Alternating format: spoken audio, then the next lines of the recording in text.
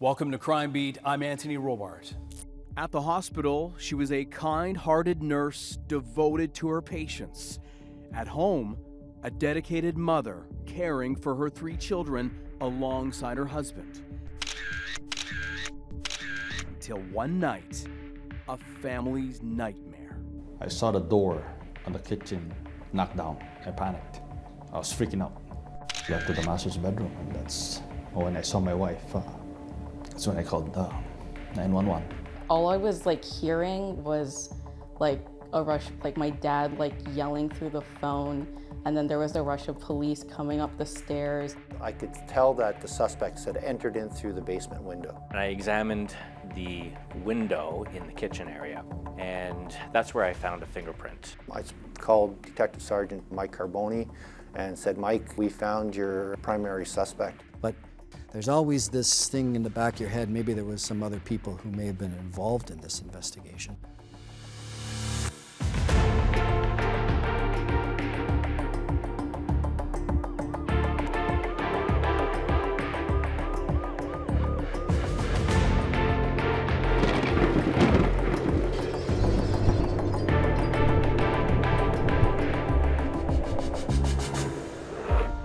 Here now is Catherine McDonald with Awaking to a Nightmare, the Rhoderie Estrada murder. I was the #1 on-call team for the homicide squad. It was sometime after 2 o'clock, I received a call. I got our team together and I headed out to the address. The house was rather narrow and a long, narrow walkway that separated the 2 houses. As we were directed through the home, beautifully put together home, it's obviously a family had resided there. As I moved up the stairs, you could see pictures of kids, family pictures, obviously school books and such. We're directed to the main master bedroom where we located the lifeless body of Rhoderie Estrada. Rhoderie Estrada was 41 years old. She had been home asleep after working an early morning nursing shift. We are alleging that sometime between Friday, May 25th, 2018, at approximately 10:30 p.m. and Saturday, May 26th, 2018, at about 2:15 a.m., an unknown person entered the dwelling via a side window and subsequently caused the death of Miss Estrada. When I walked into the room, the first thing that came to my mind was that there was this comforter that was carefully placed on the window that faced the street, and I thought to myself, this is carefully planned out by the offender. There was some drawers that were pulled out from the cabinets. The bed, I believe, was a double bed, and Rhoderie was on her back on the mattress. In my view, had been deceased for at least several hours, and I noticed that parts of her garments were pulled down, and at that point I felt there was a sexual component to what had occurred here. This case has left many who live in this quiet family neighborhood feeling very nervous. Rhoderie Estrada's family tells me she was home alone with her 3 children at the time of the murder. Her daughters, asleep just doors away, were 14, 13, and 9 years old. When did you speak to her husband? So a member of our team spoke to her husband while I was conducting the initial investigation at the home. The goal there was to get as much information from her husband as early as possible. And a nephew of the victim through marriage was here at the house about 10 minutes ago. He tells me he did see the husband of Rhoderie Estrada on Saturday. He is just devastated. He's in trauma, he doesn't know what to do. He tells me it was the husband who made this horrific discovery coming home early Saturday morning after being at a family event. We met in college. She was doing her nursing. It was online friends. So every now and then we would meet up. It all started with coffee. So yeah, we drank a lot of coffee. She knew what she wanted in life. She had a plan. She was strong. That drew me to her. So we find out from the husband, he's a business person in the community. He's very well respected from the folks from his Filipino community. And his experience in the restaurant business was relied upon by these other family members to assist them in operating their business. And on that evening, he was essentially assisting these folks in opening up this restaurant. That was a busy night for you, right? Just tell me about that night, that day. Picked up the kids from school, stayed a little bit at home, dropped them off at piano, and I came here, the restaurant. At nighttime, around 9 o'clock, I left the restaurant and went to my family's grand opening of a restaurant up in North York. I called her and I told her I'm on the way to the party. She was doing her laundry, watching her Korean soap opera, and I told her that I was going to be home late and to, lock up the house, basically. You had a plan, right? The way that she would lock the door. It wasn't just a matter of you coming home and opening the door. Tell me about your safety plan. Everything's deadbolt, and there's an extra latch they would lock. So you can only open the door from the inside. And if I would come home, I would call her so that she would come down and open the door for me. The routine was that he would return home and enter the dwelling through the front door, but he could not gain access on that evening. So I went home around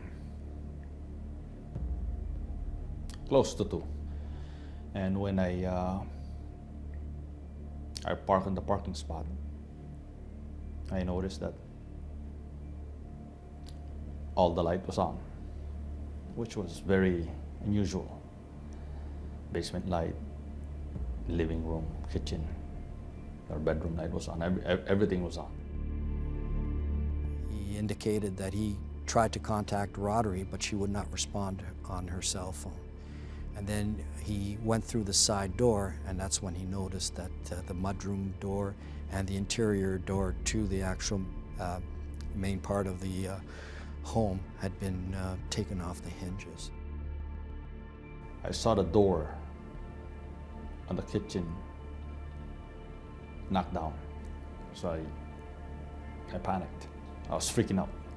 So I slowly went upstairs.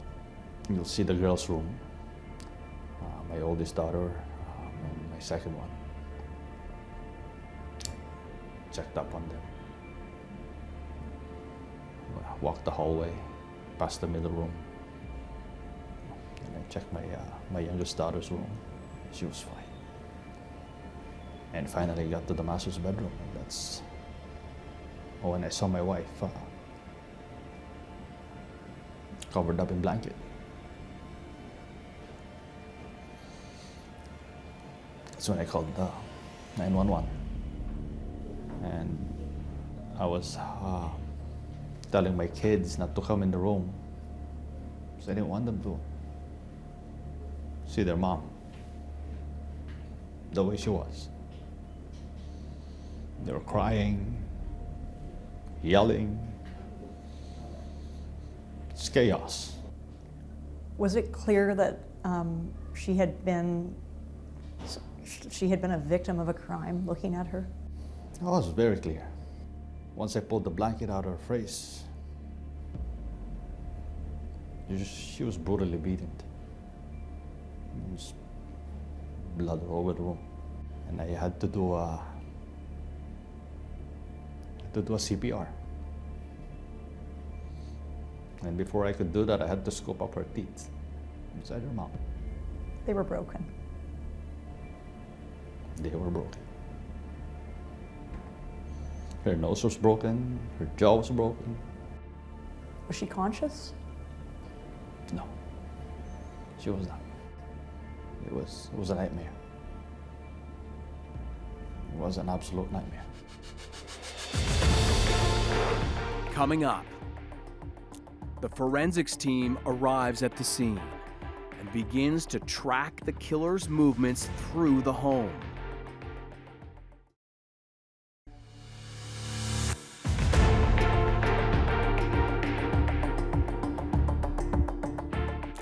Rhoderie Estrada was a 41-year-old nurse living in Toronto's East York borough when one night, with her husband out and her 3 daughters asleep in their rooms, she was brutally attacked and murdered in her bed. Here now is awaking to a nightmare. So this picture was taken at our first house. And this is also the place where I proposed to her, the backyard. And this was our first dance together in the wedding. All our close friends and family were there.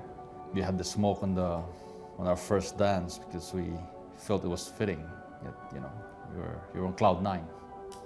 That's why we added the smoke feature on the first dance. And then you had kids. And then we had kids. So we have 3 beautiful daughters.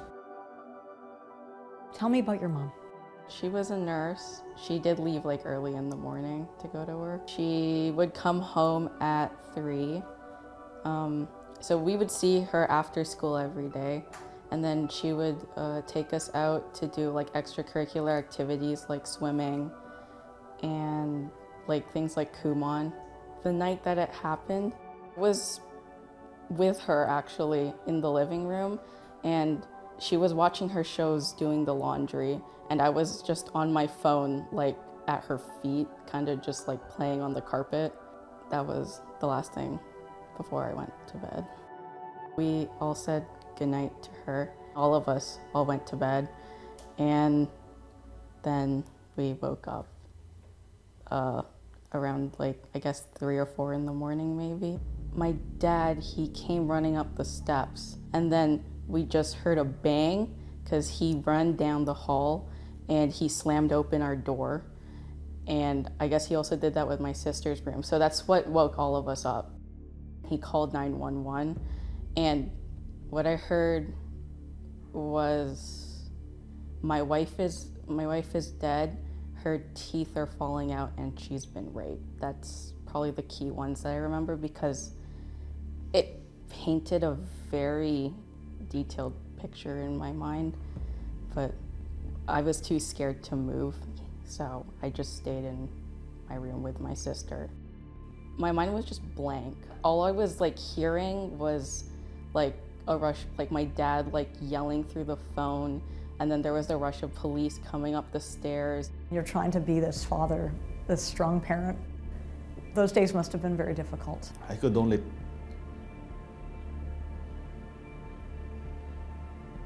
think of my children, taking care of them and being there for them is my absolute #1 priority at that time.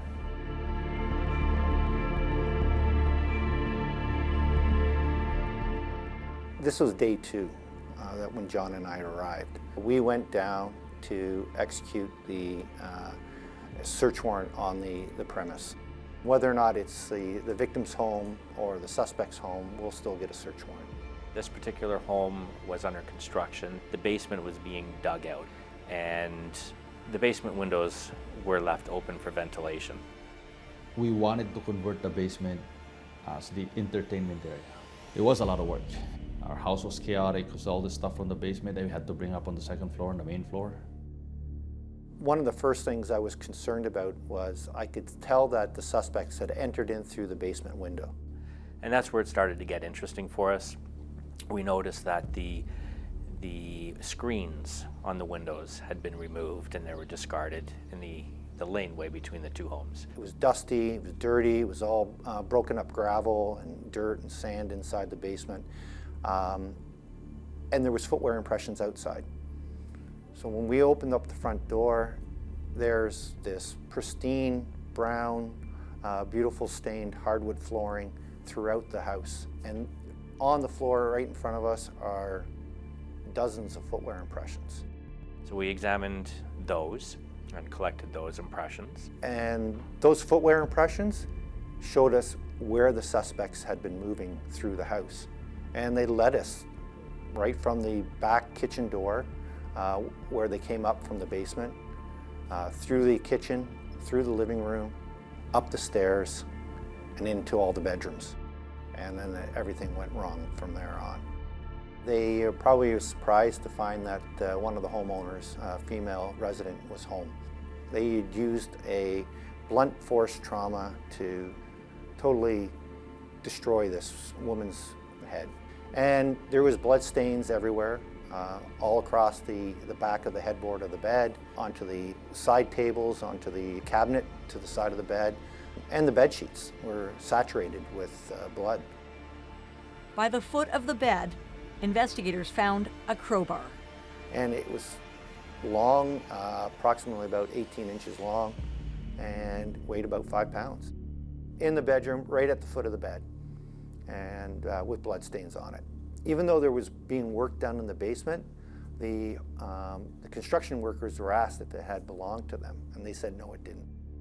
So it was of the opinion that this was brought with them. A break-and-enter tool. Yes, but it could also be a weapon as well. We also did a search of the local area too. Another bar was found in one of those storm sewers and examined as well. So could they have had more than one tool? 100%. It's believed that she was struck by one of these tools, is that right? That's correct. And ultimately, that's the determination of the cause of death was there's trauma to her head. I was looking for DNA. As soon as I scanned the bed, I could see a stain on the brown bed sheets. So I took a swab of that stain and I collected it, and I had it sent to our office and then had it submitted to the Center for Forensic Science for a rush DNA profile. Coming up, a positive identification. That's after the break.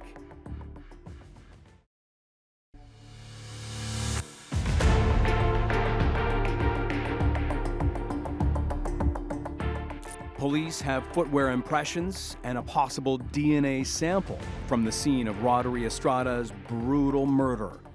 And they're about to find an even more critical piece of evidence.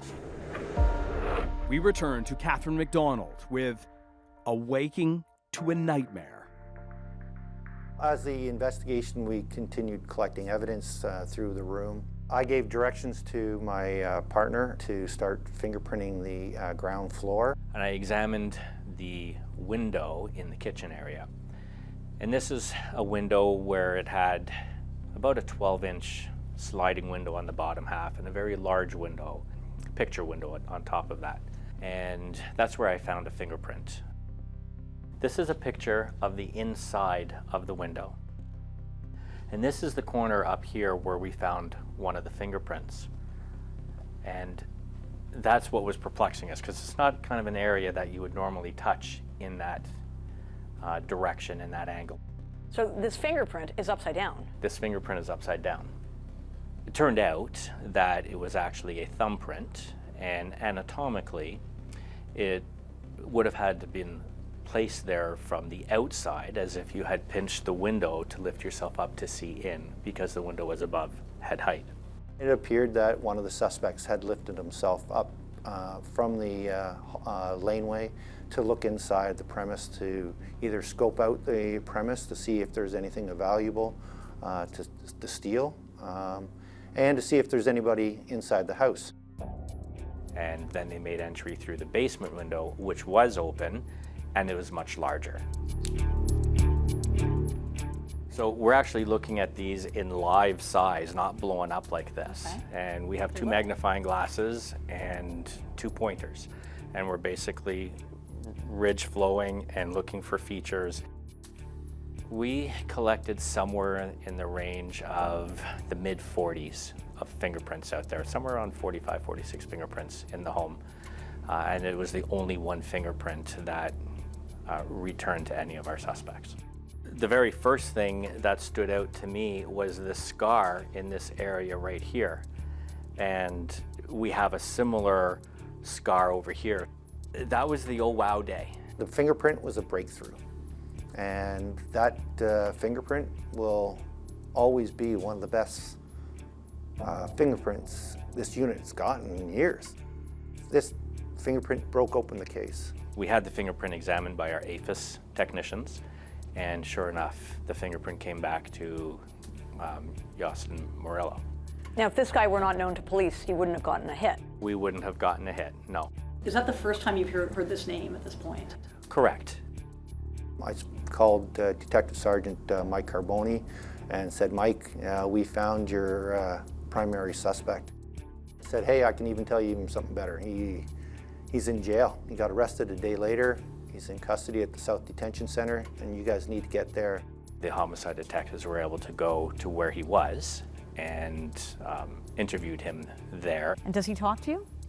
No, he doesn't talk to us. He acknowledges that of the arrest, as you know, we let him know that he's under arrest for first-degree murder, but he doesn't make any admissions to being involved in the homicide case. Does he have a background in break-and-enters?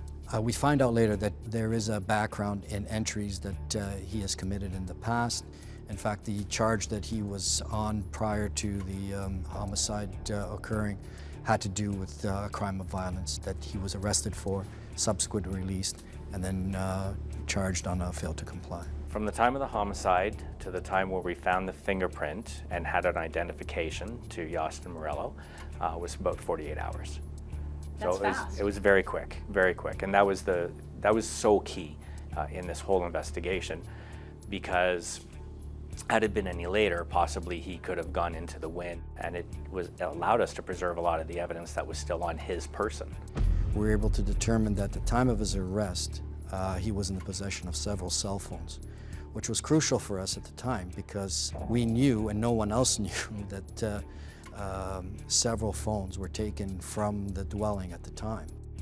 And there was blood on those cell phones as well. And those cell phones, as soon as you called the phone numbers for those phones, they rang, and we knew that they were the cell phones belonging to the family. Not only did we need to secure the cell phones, there was a need to at least identify any of the clothing that this individual was wearing, especially the footwear that he was wearing. In this situation, I used a technique called subtraction, where you set up a camera and you photograph the footwear impression on the floor with a scale as is, and then after you've photographed it, you actually clean the surface of the away from the impression, remove that impression, and then photograph the surface as it is, using the same amount of lighting and everything. And basically afterwards, you will take the footwear photograph and take the photograph of the surface, such as in this case the wooden floor, and you subtract the floor from the footwear impression photograph. And all you're left behind with is the image of the actual shoe impression. They matched? They matched, yes. His shoe impressions were on all sides of the bed and under clothing that after they had ransacked the house, that clothing had protected those shoe impressions underneath the clothing. So there was no question that he was in that room. 22-year-old Yostin Murillo has been charged with first-degree murder. Police say they were complete strangers. Right now, I'm satisfied that, you know, because this person has been arrested, that the public should not be concerned for their safety. I heard about the arrest. I just happened to see it. I watched it on the news and explanation on the news what had happened, and then I started finding out more. Investigators say the suspect has no fixed address but is known to police.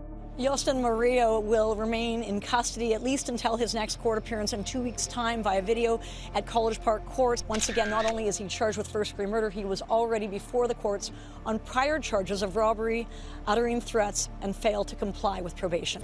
And at that point, are you thinking we've got our man here? What do you do? Because that wasn't the end of the investigation. It wasn't the end of the investigation, but I thought to myself, we've got the person who's responsible for the murder of Rhoderie Estrada. But there's always this thing in the back of your head, maybe there was some other people who may have been involved in this investigation. Coming up, who was Yostin Murillo with the night he's accused of killing Rhoderie Estrada?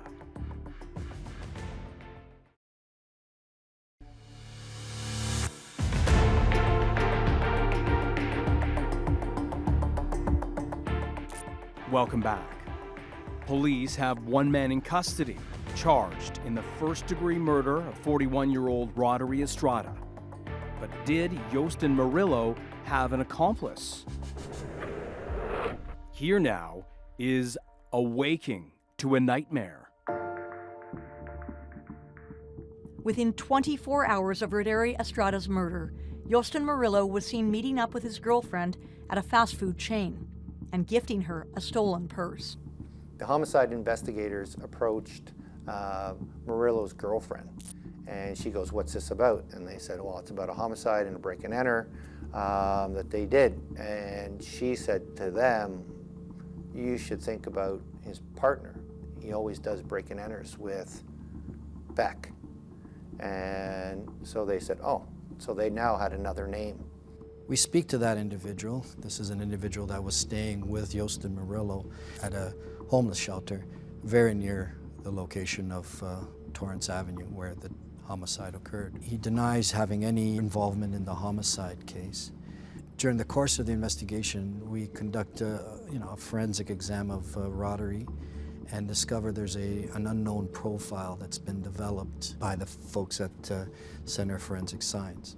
At this point, I make a decision to obtain a disposed sample of his DNA. It could be anything. It could be a cigarette butt. And we obtained that sample from this individual. Around the same time that investigators were obtaining that DNA sample, they started surveillance on this acquaintance of Yostin Murillo's and began piecing together the pair's movements the night of the murder.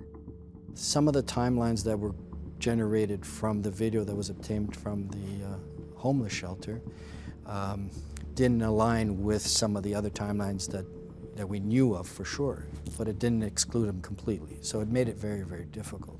Police would get lucky with footage captured by a nearby grocery store. These cameras captured the two men together in the hours after the murder, headed south, away from the crime scene.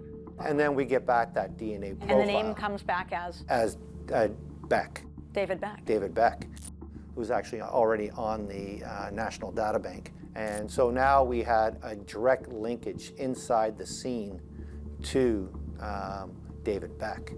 Even though if we didn't get that profile, he could have denied being there and there would have been no indication that he had been inside that scene.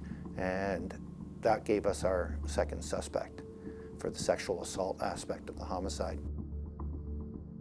I'll never forget, I called my partner and I said, get our team down and find this guy and we're gonna arrest him like today. He's taken into custody, and then it's at that time that I get a chance to speak to him. If you don't mind just stepping right into that chair.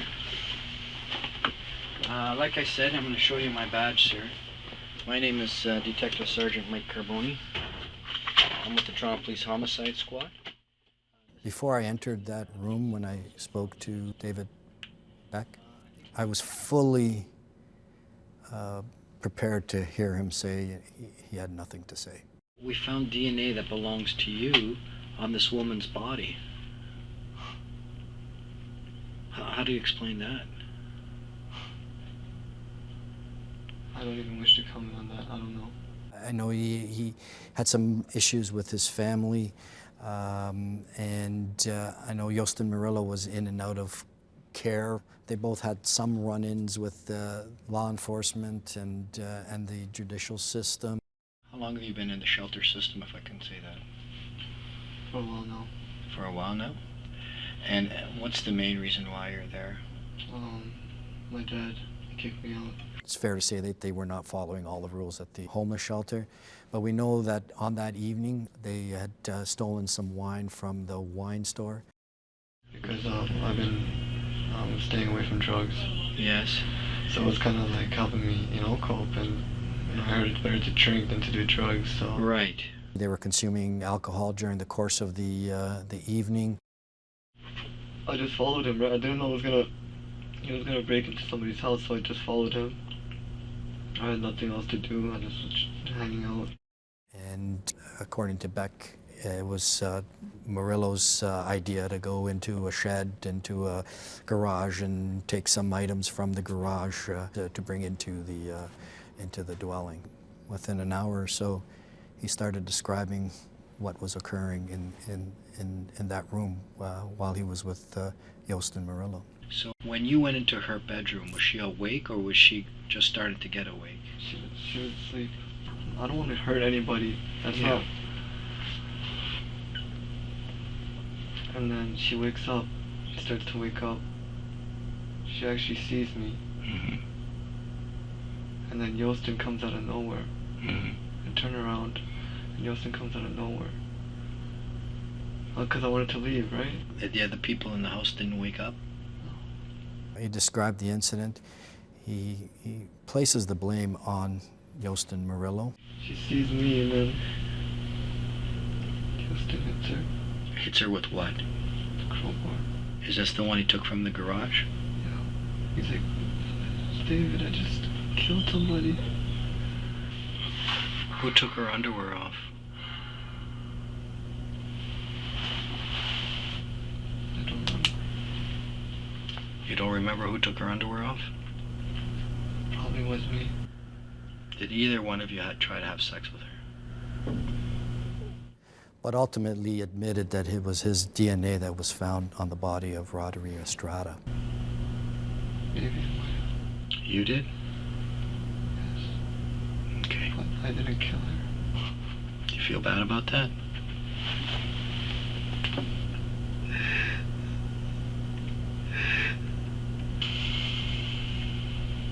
I do deserve to die, actually. Did David say why? Did Beck explain why? Why would they do that to a woman who's asleep, a mother, in her bed? He didn't give an explanation to it. Yosten killed her. Why? Because she woke up. He really tried to focus what occurred on his co-accused, Yosten Murillo. Do we know if Murillo was involved in the sexual assault, given you don't have his DNA? That again, also, we don't have his DNA. So we just have the one DNA profile. All indication is that David Beck had done the sexual assault. But he was there, obviously there for the homicide as well. All I hear is...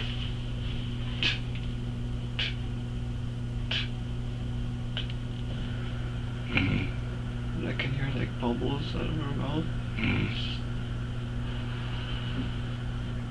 With the crowbar. He just hit her in the face 5, 6 times.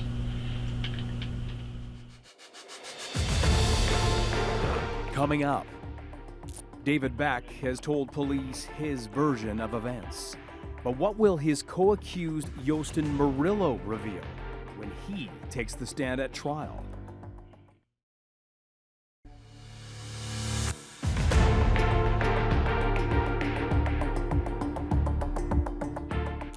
Rhoderie Estrada was a nurse and mother of 3.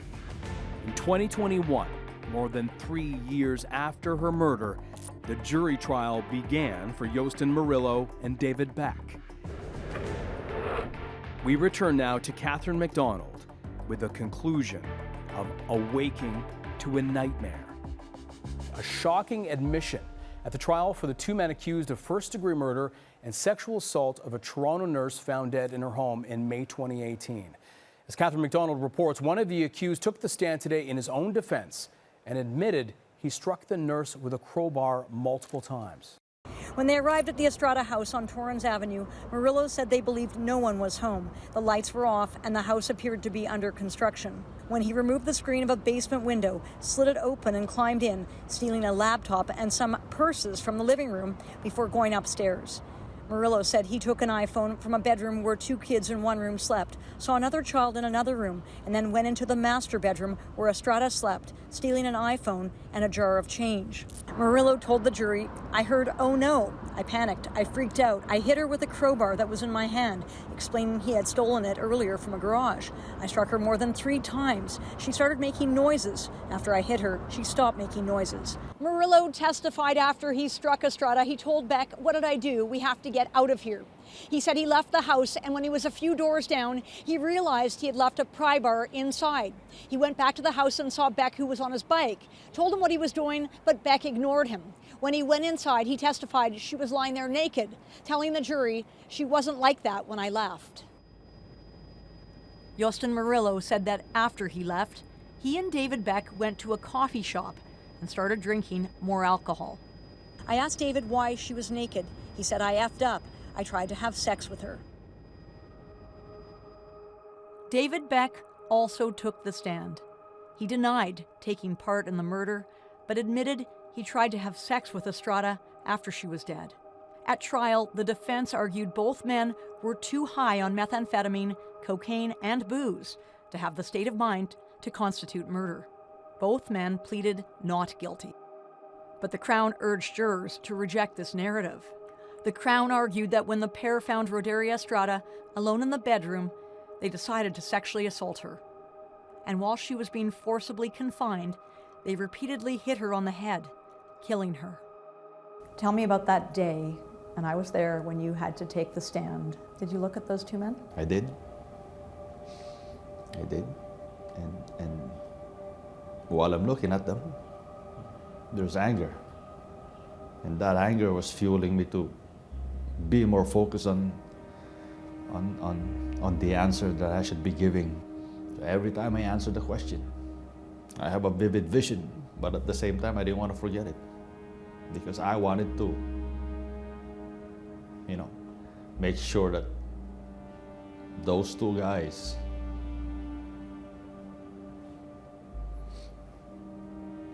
feel what I was feeling that day. Did you see any emotion from them? No. The details, Catherine, are just horrific in this case, and I understand there were some things the jury didn't hear about one of the accused. Tell us more about that. Yes, that's right. So this murder happened May 2018, just 2 months prior to Rhoderie Estrada's murder. Justin Murillo was arrested and charged in relation to a violent rampage where he was allegedly running around downtown Toronto with a crowbar and a pipe, striking 3 different people. One woman had serious facial injuries. He was charged and arrested that night, and 2 days later he was released on his own recognizance on only $500 bail. Of course, there was a condition he not possess any weapons. Just 1 week later, he was rearrested for allegedly breaching a condition. At that time, he again allegedly assaulted a security guard, and again he was released. So this is something the jury did not hear, but certainly shocking given that just 2 months later he allegedly went on to commit this horrific crime. It was basically to afford their next fix, right? They were just looking for money. Money, yeah. Valuables that they can sell. And to support a drug habit. To support a drug habit. 2 men have been convicted of first-degree murder in the death of a Toronto mother. They were also found guilty of sexual assault. A first-degree murder conviction carries with it an automatic life sentence with no chance of parole for 25 years. The jury believed the Crown's case. I mean, it was pretty hard not to believe when we have fingerprints, footwear impressions, and DNA, plus video surveillance. The jury went out, and finally they came back with the 2 counts of first-degree murder, guilty. Yes. What was that like to hear that? Well, they got what they deserved, but I think they deserve more. They were just there to steal stuff. I had enough stuff in the living room that they could take and sell. They went upstairs, they saw someone, why didn't they leave?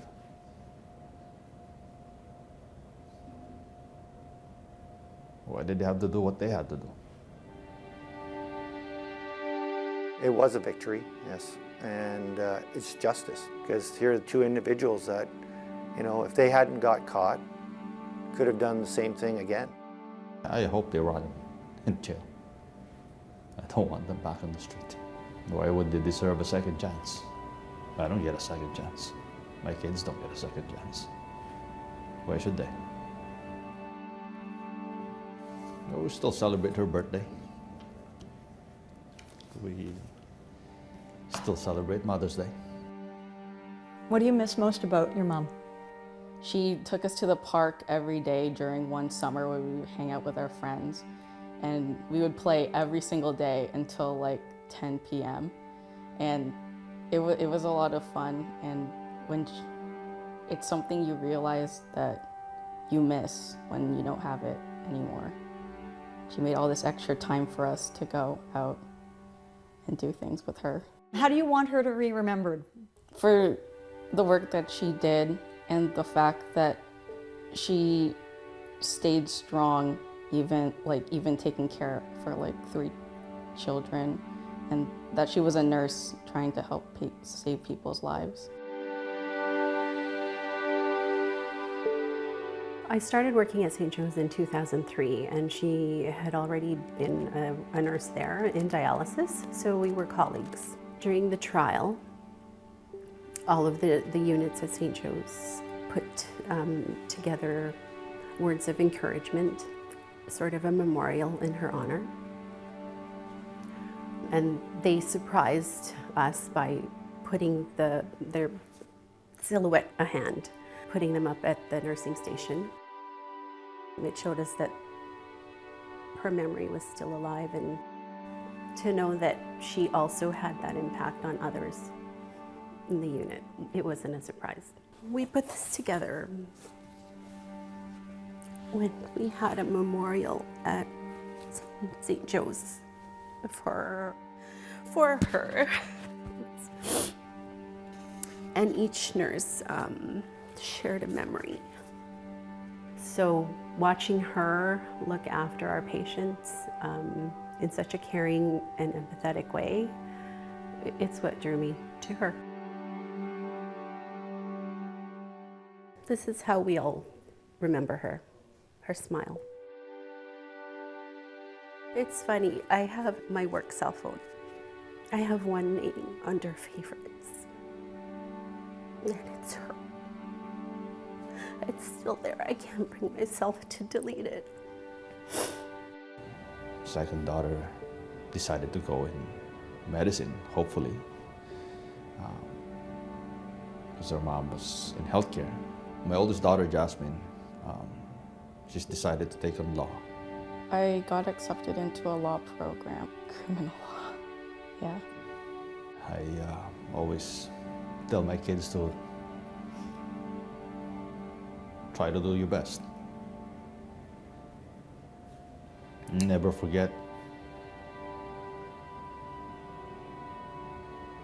how hard your mother worked. I want them to know her story. I want them to know how great of a person she was. I want them to know that she gave everything to us. Her life. Rhoderie Estrada. She's my best friend, my wife, my light in my darkest times, my compass when I'm lost. She was a loving wife, a great mother, my best friend, our life. Rhoderie Estrada's family and friends continue to honor her memory. A memorial plaque at St. Joseph's Health Center pays tribute to her life of service and dedication to others. Both Yosten Murillo and David Beck have commenced appeals of their convictions. Murillo is still facing charges related to the series of assaults that allegedly took place in March 2018. A jury trial has been scheduled for September 2023. It's not known what happened to the other charges from before Rhoderie Estrada's murder for robbery, uttering threats, and failure to comply with probation, with the court saying only that they have been completed. I'm Anthony Robart. Thank you for joining us tonight on Crime Beat. Want more episodes of Crime Beat? Listen to the Crime Beat podcast now for free on Apple Podcasts, Spotify, or wherever you find your favorite podcast. And for past episodes of Crime Beat, go to the Global TV app, visit globaltv.com, or check out our Crime Beat YouTube page.